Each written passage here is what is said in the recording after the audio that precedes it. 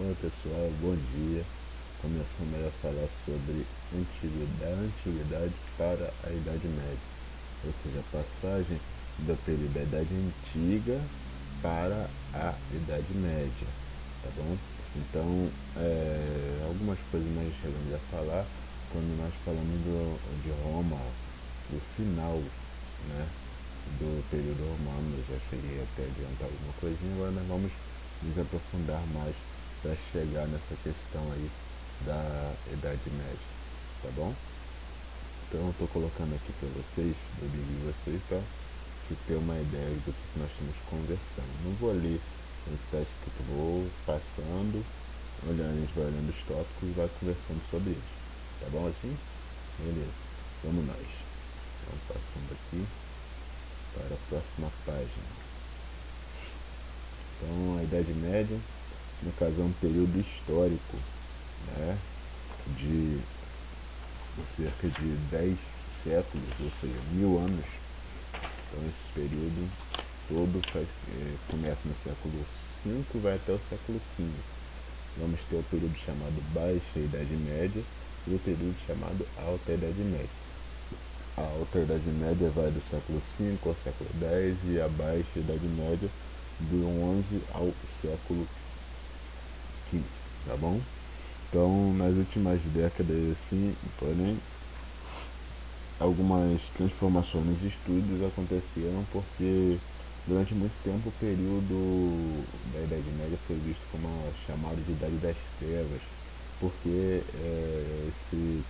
essa denominação foi dada a partir dos iluministas, porque vai dizer que a Idade Média se negava muito ao uso da razão, porque era foi um tempo muito baseado na fé, o chamado teocentrismo, ou seja, Deus no centro de todas as explicações, tá bom? Então, com essa história do teocentrismo, eles vão negar em boa parte o uso da razão, tá? Tudo era explicado pela religiosidade, pela fé. Assim, esse período foi muito marcado por isso, pela religiosidade, tá? Mas houveram algumas realizações sim no período, e depois, no período pós-Idade Média, já está começando, já na Baixa Idade Média, o capitalismo já está começando a engatinhar e começando a aparecer. Mas essa questão do teocentrismo é forte nesse período, porque a igreja vai ter grande poder nesse período aí chamado Idade Média. Vamos seguindo aí. É, Apogeu e queda do Império Romano. Foi aqui que eu falei com vocês. Que o Império cresceu muito, né? O Império cresceu muito. Os impostos estavam sendo arrecadados, porém, às vezes não chegavam no destino. Acontecia também aconteceu depois a questão do enfraquecimento do exército, porque os soldados já não queriam mais vigiar as fronteiras, ou as pessoas que colocaram no comando dessa cidade, elas eram todas desonestas. Então foram vários pontos que ajudaram na queda do Império Romano. A crise do Império começa a partir do momento em que o exército não avança mais. Lembra que nós falamos sobre isso? Então, a principal base da economia romana vai ser a escravidão. Então, ou seja, a economia funciona baseada na escravidão, depende do trabalho escravo. Se Roma não avança, Roma não consegue escravo, porque o escravo da época era escravo de guerra. Então, com isso a produtividade romana vai começar a cair e vai comprometer o abastecimento das grandes cidades, centros urbanos. E milhares de pessoas vão passar a ter dificuldade de começar a migrar para o campo e vão viver na proteção de grandes proprietários de terra. Esses grandes proprietários de terra, no período da Idade Média, eles vão ser chamados então de senhores feudais.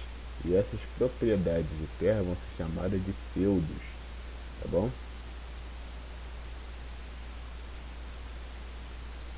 Passando aqui para a próxima, seguindo a nossa explicação.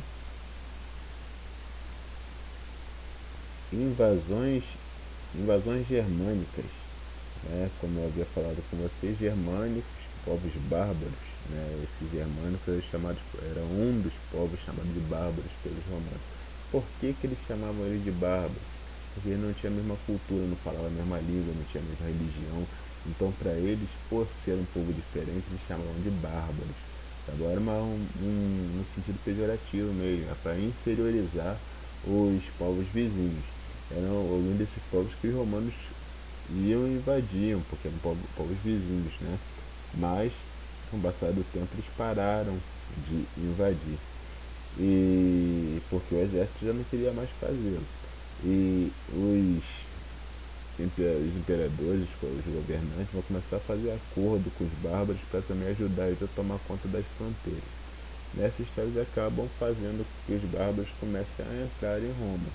Com o passar do tempo, os bárbaros vão entrar em Roma, os chamados, no caso aqui desses bárbaros chamados germânicos, vão invadir Roma e vão acabar com o Império, tá bom? Aqui ainda fala sobre a divisão do Império Romano, né, que foi feita por Teodósio. Ele vai dividir o Império Romano do Ocidente e o Império Romano do Oriente, para ver como o Império Romano era grande, né? A ideia era facilitar a administração do grande império, tá bom? Com essa divisão aí, é, já que no Ocidente não houve sucesso em manter o Império, em 476, no ano de 476, o Império Romano caiu, os povos germânicos continuaram invadindo e derrubam o Império. Só continua existindo o Império Romano do Oriente. Esse só vai cair muito tempo depois, 1453. Já do Ocidente, ele cai, o do Oriente permanece. Então, a data de início da, da Idade Média, esse início é datado em 476, o fato histórico que vai ocasionar o,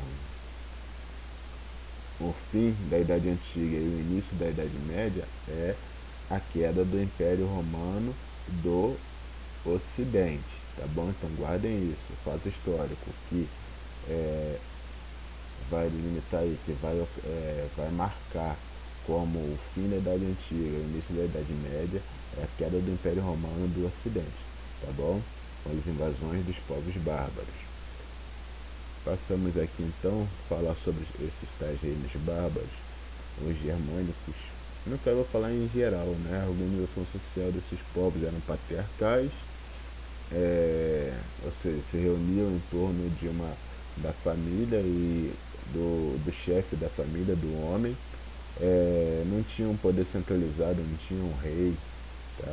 Eles eram povos guerreiros e eles não tinham um rei centralizado, eles só se organizavam assim a caso de uma guerra para poder facilitar para fazer a organização para a guerra. Fora isso, eles não tinham essa figura desse governante, tá bom?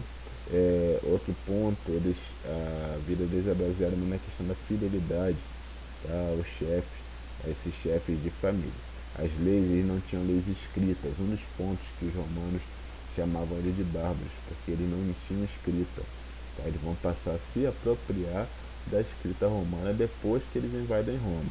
A religiosidade deles também é diferente, eles eram politeístas, enquanto que os romanos eram cristãos. Quando eles invadem Roma, eles tornam-se cristãos e o cristianismo assim se mantém. No caso, a Igreja Católica, isso aí se mantendo mesmo com as invasões dos povos bárbaros, tá bom?